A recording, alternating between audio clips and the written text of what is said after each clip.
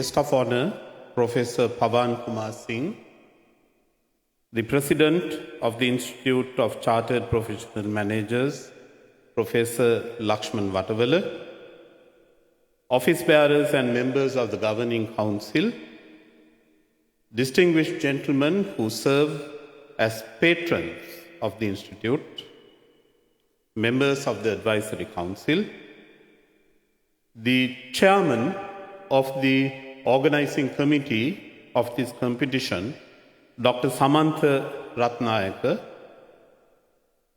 individual and organizational members of the Institute, invitees, ladies and gentlemen. I consider it an honor to have been invited to be amidst you this evening at the annual awards ceremony at which your institute recognizes and celebrates companies that have performed exceptionally well in 2024 in adopting and implementing best possible management policies and practices. I understand that management policies and practices adopted by companies have been assessed and evaluated against several criteria by independent panels of experts, and that selections have been made purely on merit. I have been informed, ladies and gentlemen, that some of the criteria based upon which your performance has been evaluated include leadership provided by the senior management, policies and strategies of the company, people management, partnerships with other companies, resource utilization, adoption of streamlined processes, and the overall performance of each company that participated in this competition. For the cluster awards, ladies and gentlemen, performance relating to the adoption of policies aimed at recognizing the diversity, equity, and inclusion of our society, which is commonly referred to as DEI, environmental and social governance, ESG, digital literacy of the workforce, implementation of corporate social responsibility, CSR, and exports by the small and medium sector organizations have been taken into consideration. These are all important and highly pertinent criteria for the evaluation of overall performance of corporates of the contemporary world. Therefore, ladies and gentlemen, I applaud the Institute for having organized the competition and this awards ceremony.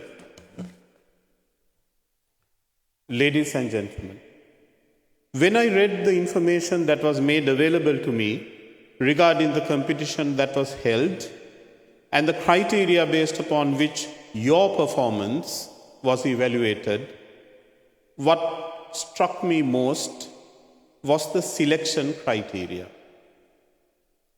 Let me explain why. As we are all aware, ladies and gentlemen, the absolute and the blunt truth regarding the conduct of business activities by not only the organized private sector, which means the companies that you represent and the other corporates of our country, but the informal private sector as well, ranging from the wayside beetle sellers to large-scale sole proprietorships engaged in wholesale business, is that all business activities are conducted for the purpose of achieving profit. There is, of course, absolutely nothing wrong in that governing objective. achieving profit and continuing to strive hard to sustain and increase profit by maximizing revenue and minimizing expenditure is the mantra based upon which business activities are conceptualized, they are designed and carried out. That is the reality of trade and commerce.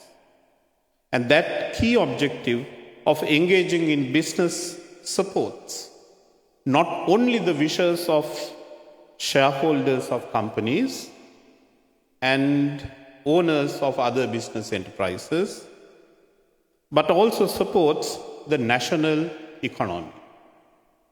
That is particularly because, ladies and gentlemen, the private sector is in fact the engine of growth of our nation. It is a part of your income that is diverted as revenue to the state through the payment of taxes.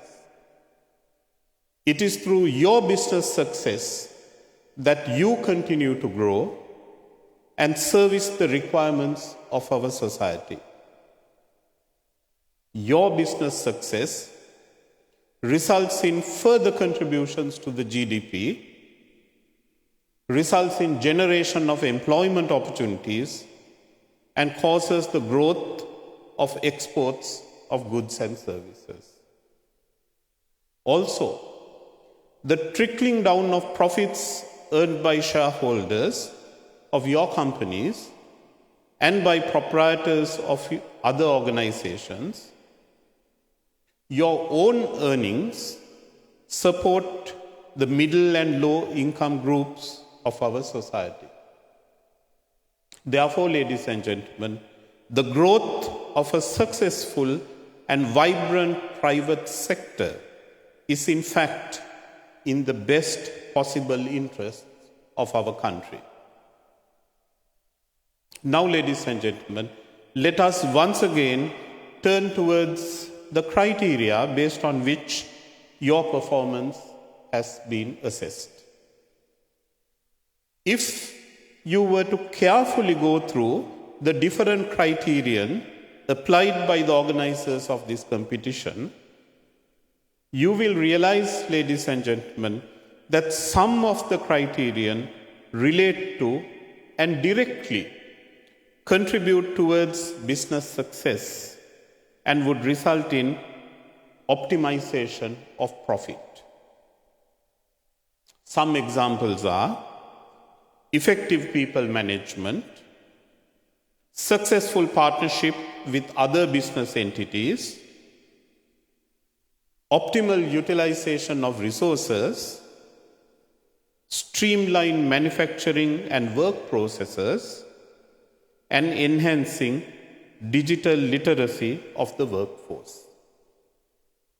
I need not explain to an audience such as you how each of these factors contribute towards business success. However, ladies and gentlemen, let us consider some of the criteria in the several clusters, such as diversity, equity, and inclusion, environmental and social governance, corporate social responsibility. How would, I ask you, these criteria support your business? Take, for example, the policy of ensuring that your workforce reflects the ethno-social pluralities and the diversities of the Sri Lankan society. Take, for example, measures aimed at protecting your immediate and the not-so-direct environment. Consider, ladies and gentlemen, projects which come under corporate social responsibility, where you unselfishly support vulnerable and weak groups of our society and engage in philanthropy. These criteria, ladies and gentlemen, may not directly and at least in the immediate future contribute directly to the enhancement of business profits and support business development. In fact, some may rightly argue that implementation of some of these policies would adversely affect profitability due to the associated increase in expenditure. I would, however, ladies and gentlemen, argue otherwise. In my view, the policies embedded in these criteria add considerable value to systems of corporate governance and to your companies. It is these principles, ladies and gentlemen, that infuse ethical standards to business enterprises and in the long term contribute towards sustainable development of even your respective organizations. Implementation of these values supports the nature, creates harmony, fairness, ensures equality, and creates a smooth working environment both within and outside your respective organizations. Therefore, ladies and gentlemen, though you may not see a direct and immediate benefit arising out of implementing policies under these cluster headings, and though you may not directly be able to recognize the importance beyond the cosmetic and reputational value attached to them, I would earnestly commend their implementation throughout the corporate world. And that should, in my view, not be limited to achieving these awards. Ladies and gentlemen, particularly given what our country has gone through since independence and our experiences of the recent past, I would suggest that you add a new criterion for the evaluation of your performance, that being transparency. Transparency, ladies and gentlemen, in a very broad sense, is lawful and ethical conduct in all business and other affairs, both at the level of the organization and at individual level.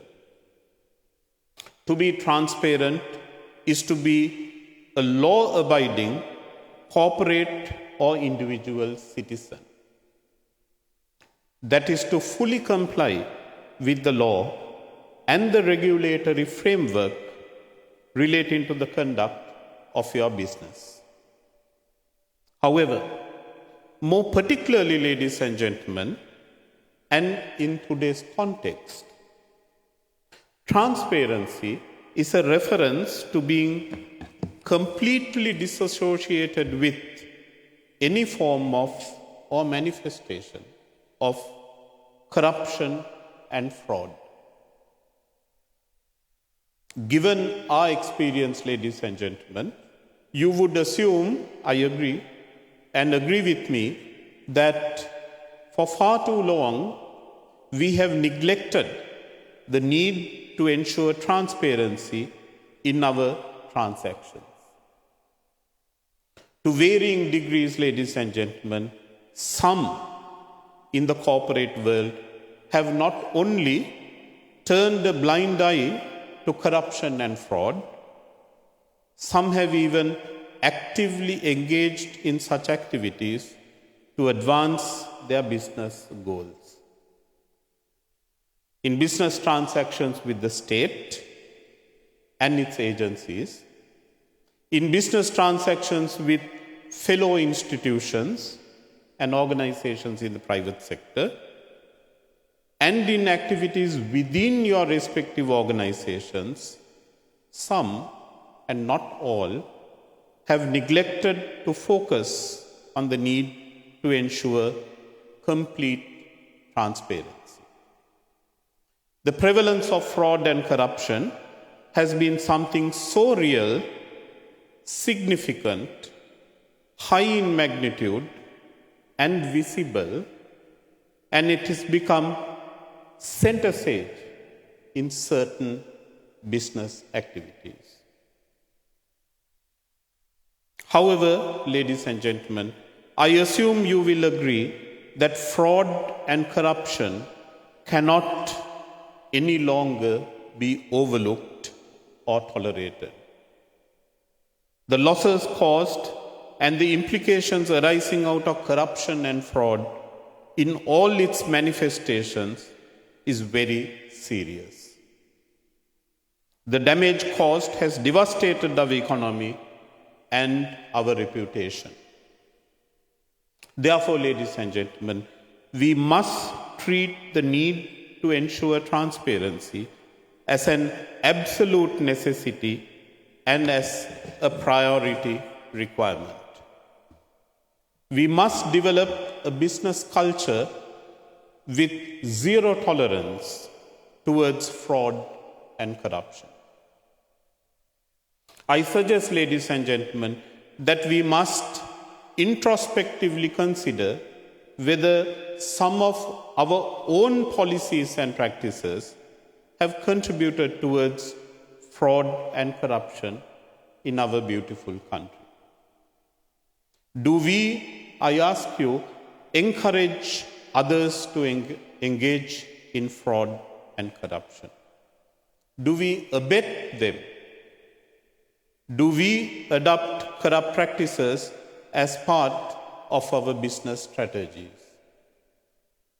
I ask those somewhat embarrassing questions because at the extreme end have been some very dangerous situations where some in the private sector, and the emphasis is on the word some, have been actively involved in abetting corruption at the highest possible levels. I believe, ladies and gentlemen, that we have now reached a turning point where we need to turn the searchlights inwards. Each one of us have to seriously look at policies and practices of our respective organizations and identify whether we adopt policies and business strategies that contribute directly or indirectly towards fraud and corruption. We must, ladies and gentlemen, identify weak links within our respective organizations which may be vulnerable to fraud and corruption. Due to the importance of eliminating the menace of fraud and corruption, I believe that merely refraining from engaging in fraud and corruption would be insufficient. We must adopt, ladies and gentlemen, policies and practices as well as put in place controls aimed at preventing fraud and corruption. Notwithstanding the adoption of such measures of prevention, if incidents of fraud or corruption were to be detected, you must, in my view, not only alert law enforcement so that the law of the land can be given effect to and wrongdoers could be punished, you must, within your respective organizations, deal with such people who are involved in wrongdoing. You need to discipline them and in serious cases, get rid of them from your respective organizations. Zero tolerance of fraud and corruption, ladies and gentlemen, is the only way forward and should, in my view, become your modified business mantra. Therefore, ladies and gentlemen, I commend the Institute of Chartered Professional Managers that from this year onwards, you recognize transparency as a new criteria based upon which corporate governance could be adjudged. I end, ladies and gentlemen, by congratulating the recipients of the awards. I hope once you get back to your respective organizations, you will share the glory of these awards with both the middle management and with others who may have contributed in different ways to your success. You may also wish to acknowledge the support extended and the contributions made by your own respective workforces, most of whom would have worked tirelessly and sweated hard for not so attractive wages. I thank you, ladies and gentlemen, for your patient hearing. I wish you a pleasant evening. Thank you.